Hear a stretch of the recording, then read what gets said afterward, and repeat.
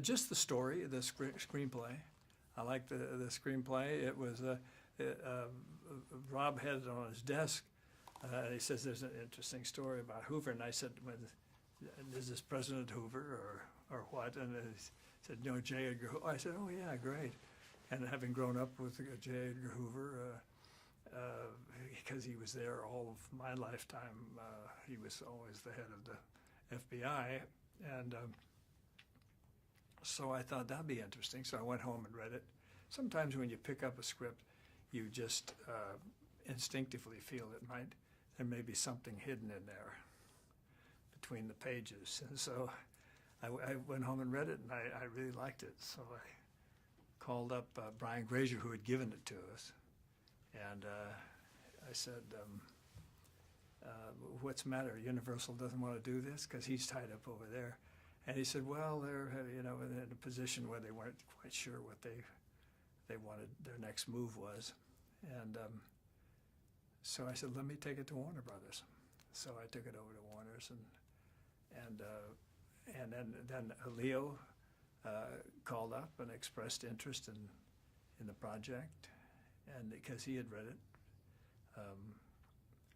and so everything just fell in together. Then all of a sudden, there we were with Leo, and then so we just a couple weeks later we were preparing it.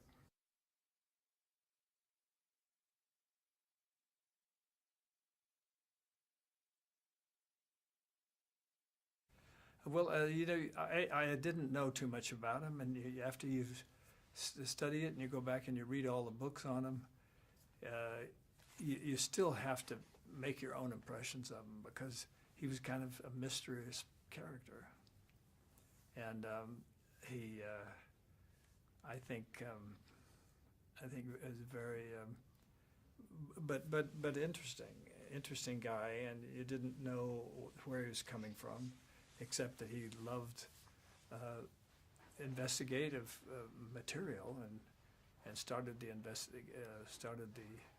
Bureau of Investigation, and later became the Federal Bureau, and he went and lobbied for arms so they could be regular policemen, and it just sort of materialized, and 48 years later he was still doing it.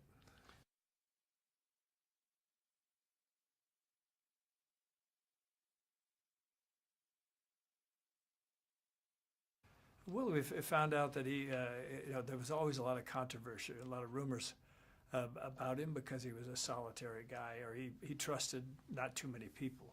Obviously, Clyde Tolson was his inseparable friend, and Helen Gandy was his loyal assistant, and they had, and she was with him the whole time, and they sort of all grew up together, or grew old together, and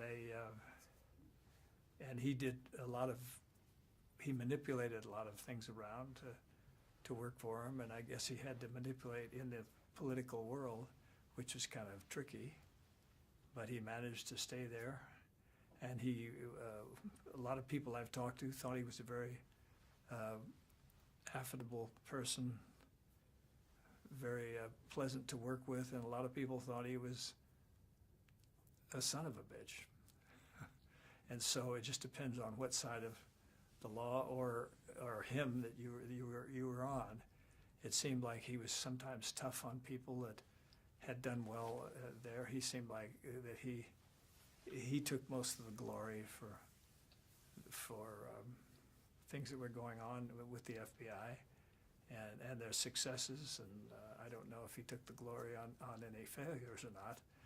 But even after doing the picture and reading all the books that Lance Black had read to get the information, I still think of him somewhat as a mystery man.